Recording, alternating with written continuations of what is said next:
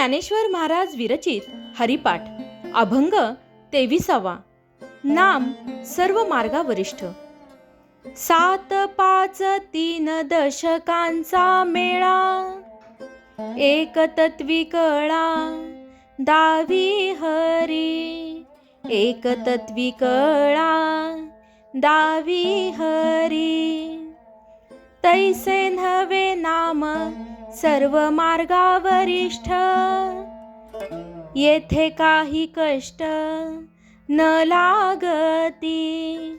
येथे काही कष्ट न लागती.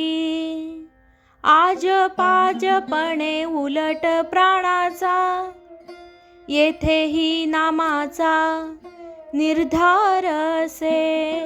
येथेही नामाचा निर्धार असे.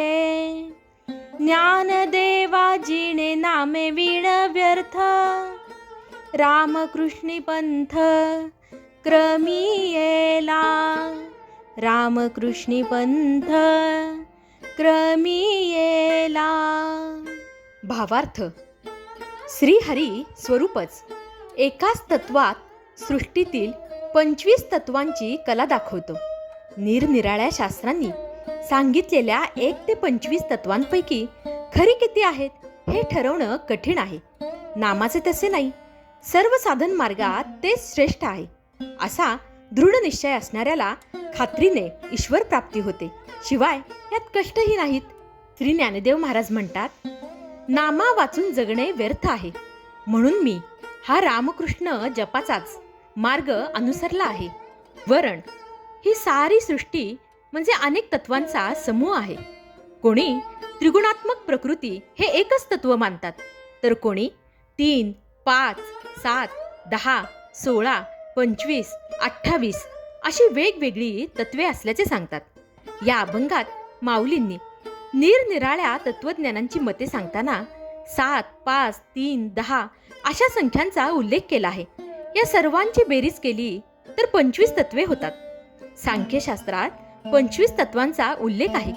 पुरुष, प्रकृती, महत्त्व, अहंकार, 5 तन्मात्रा, मन, 5 ज्ञानेंद्रिये, 5 कर्मेंद्रिये व 5 महाभूते अशी ही 25 तत्वे आहेत.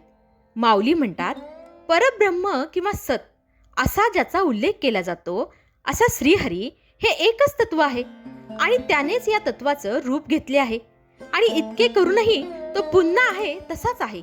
ही त्याची कळा म्हणजेच लीला, त्याची तोच जाणे.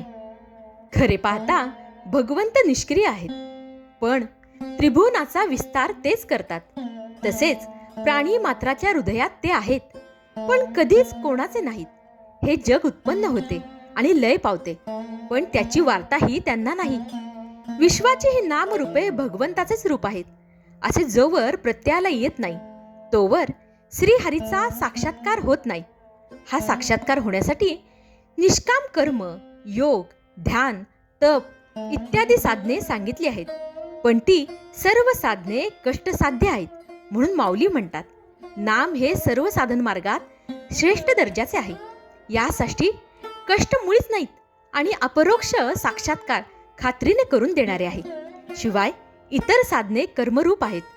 कर्मरूप अनुष्ठानाने उत्पन्न होऊन नाश पावणारी वस्तू मिळते, पण भगवान श्रीहरी नित्य वस्तू असल्यामुळे कर्माने ते मिळत नाहीत, तर केवळ भक्तीने मिळतात.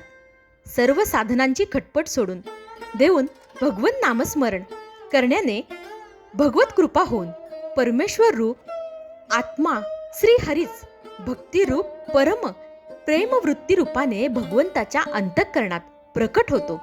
या भक्तीने आत बाहेर सारखी एक प्रेममय स्थिती होते. ही स्थिती सर्व कर्म समर्पण, नामस्मरण, संकीर्तन याने प्राप्त होते. श्वासामध्ये ओंकाराचा जप करणे याला आजपा जप म्हणतात. यामध्येही नामाचा पक्का निश्चय करावाच लागतो, कारण ओम हे निर्गुण परमात्म्याचे नाव आहे. श्वासोच्छवास चालताना जो नाद होतो त्या नादाच्या ठिकाणी सोहम अशी अक्षरे निघतात. असे अनुसंधानात ठेवले तर तेही नामस्मरणच होते. ज्ञानेश्वर माऊली म्हणतात, मला श्रीहरी नामस्मरणा वाचून जगणे व्यर्थ वाटते. पाण्या वाचून मासा तळमळावा तशी नामा वाचून माझ्या मनाची अवस्था होते. यासाठीच सर्व साधन मार्गाचा सर्व बाजूंनी सूक्ष्म व पूर्ण विचार करून शेवटी रामकृष्ण इत्यादी भगवन नामस्मरणाचाच मार्ग धरून त्या मार्गावरून मी निष्कामपणे चालत आहे.